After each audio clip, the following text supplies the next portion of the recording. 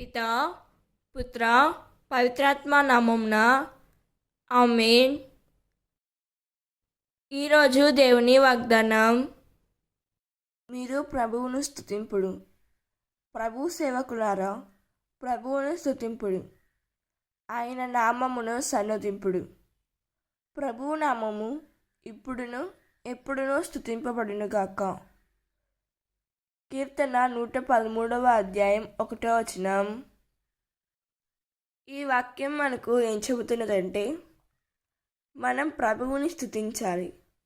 ప్రభువు సేవకులైన వారు కూడా ప్రభువుని స్తుతించాలి. ప్రభువు నామాన్ని సన్నుతించాలి. ప్రభువు నామము ఇప్పుడు ఎప్పుడు కూడా స్తుతింపబడుతూనే ఉండాలి అని కీర్తనాకారుడు మనతో అంటున్నారు. దేవుడు ఈ వాక్యం వింటున్న ప్రతి ఒక్కరిని దీవించునుగాక. ప్రార్థన. ప్రభువా, నిన్ను స్తుతించే కృప మాకు దయచేయము. మిమ్మును ఎల్లవేళలా స్తుతించడానికి మాకు సహాయం చేయుము తండ్రి. మేము మిమ్ము స్తుతించి మీ త్రోవలో నడిచే భాగ్యం దయచేయమని యేసుక్రీస్తు నామములో అడిగి వేడుకుంటున్నాం తండ్రి.